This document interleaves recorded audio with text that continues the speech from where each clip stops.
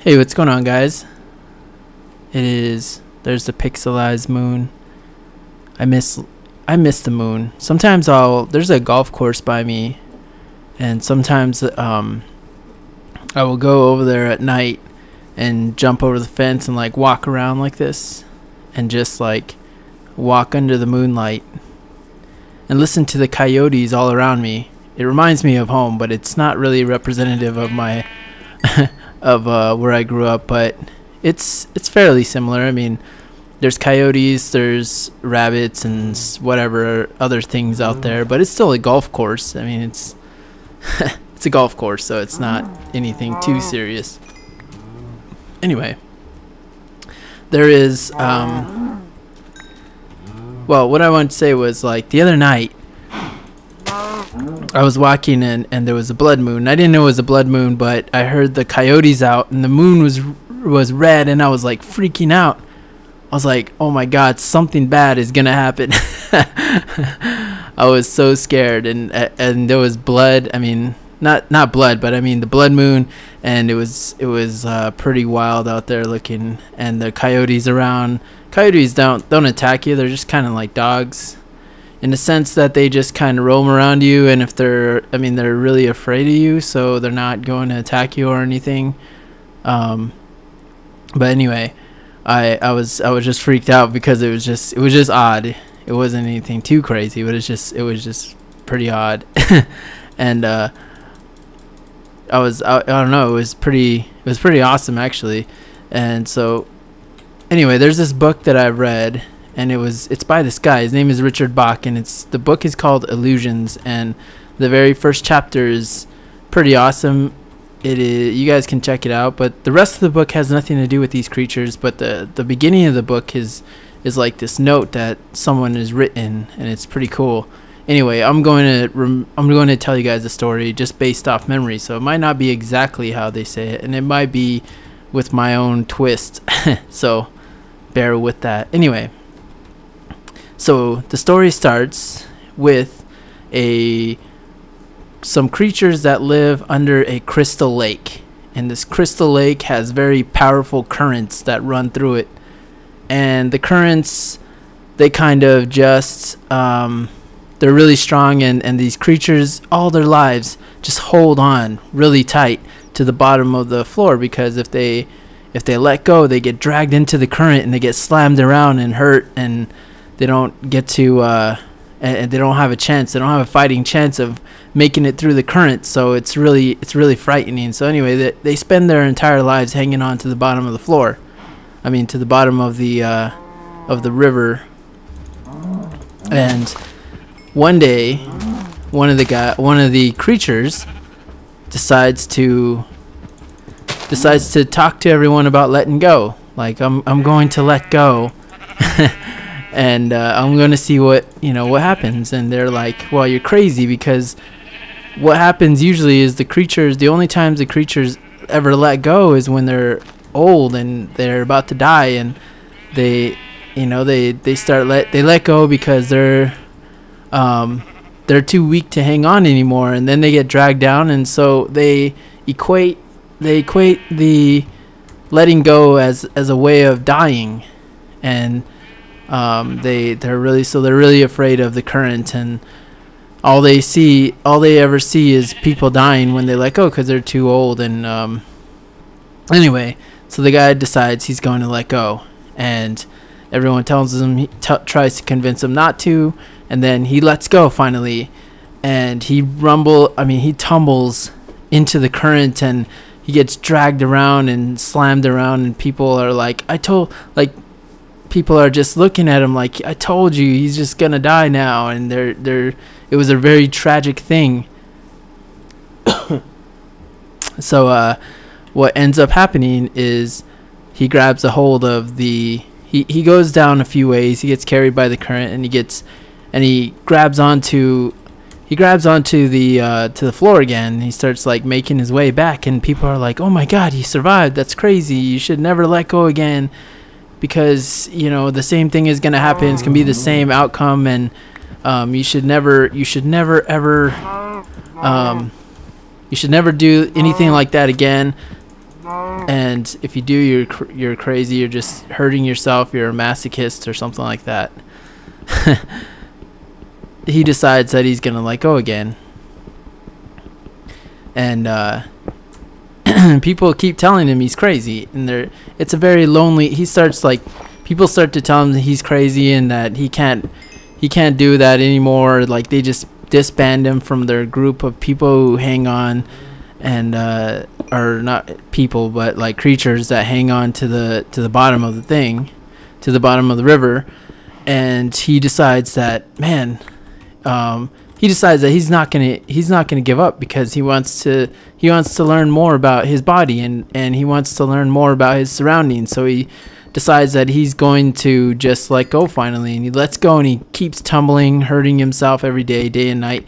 And then he discovers that the fins and the way his body's shaped, it was actually shaped in a way so that he can actually control himself when he's in the actual current. And he would have never figured that out if he would have never let go. So he decides that, like, since everyone thinks that he's crazy, he just keeps on going, keeps hurting himself, keeps learning more and more about his body and how it works living, in the current. And he just keeps on going, keeps on learning about himself, and then eventually he becomes a master swimmer. And he comes back and he starts showing all the other creatures. He comes back and he's pretty much flying in their eyes, because they didn't know, that the current was that they could swim, but it's never come across their mind. Like, no one's ever done it before. So it's kind of like, it's pretty much a miracle in their eyes, because they've never seen it, they don't understand it, and they start calling him it magic, that he can do that. And he tells them, like, no, you've got fins, you've got these things, you've got these gills, and you can control yourself. And he's like swimming around, pretty much in their eyes he's flying, and he's going around the current, and everyone's just like, oh my god, like, how'd you do that?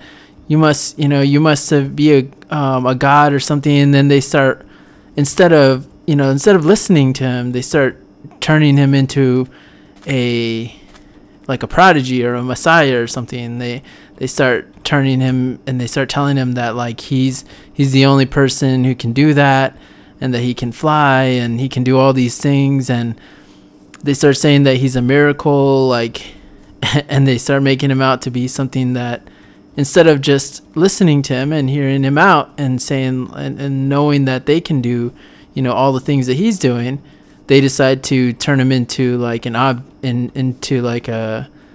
into something he's not. And then he just decides that he can't do that anymore. He can't be around those people. So he decides to continue learning, and he continues up the stream and eventually makes his way all the way to it's a very lonely journey all the way up the stream. Like, no one's there. It's very scary. There's a lot of, after he learns how to become himself, after he learns about himself and he changes and he starts, continues up the stream, there are people, he finds other creatures that are the same, and then eventually he finds the same creatures that are just like him up the stream, except they've never, they're just an entirely different type of people, and he lives happily ever after up there. And he decides, like, he thinks about those people, the other creatures that are down in the, at the bottom of the current, and up at the top of the current, it's not as crazy. It's not as, the current isn't so strong, and it's not, there's no one up there dying, just keep being flung, and the struggle's not so hard to live. And he decides to head back down in the stream, and he tells everyone about like the upstream, like what it's like up on the top of the stream. And everyone starts telling him he's crazy and that he doesn't know what he's talking about, and he must be on drugs, and they say like he's taking it too far. So they decide that he knows too much magic and that he's going crazy and that there's no way that what he's saying is true. And so they start to say like, hey, let's all get together and make an example of him and show that if anyone tries to go his route, that they're going to meet the same fate. So they decide to try and kill the creature, instead of listening and accepting and learning about themselves as, you know, as the wonderful creatures that they are. And instead of like taking steps to improve themselves, they become very very ignorant. And to me, this is pretty much what I've learned. Like, this is like what it's like when you're traveling up the stream of success, and this is when you're learning about when you're finding your way. It's a very lonely road up the road. The road to success is very lonely. I've heard that quote and I've seen that, and that story reminds me exactly what that is. And there's a lot of people out there there's a lot of things out there that'll try to preach to you that they know the route to success and that they know how to teach you how to be yourself. And there's not really a way other than just letting go and experiencing and learning more about yourself. And to me, that is the most powerful thing. So like, when my dad, he's a pastor, and he was telling me like, he's like, I told him about the story, and I told him about the way, I changed the story a lot, but I told him about it, and he was just like, he told me like, he said, yeah, you should go out and tell people about that. And I'm like, no, what I told you was just for this moment, and not to be repeated, not to be turned into any sort of gospel or sermon or anything like that. It's not to be worshipped in any way. It's just meant to, and plus it's like, it's a book.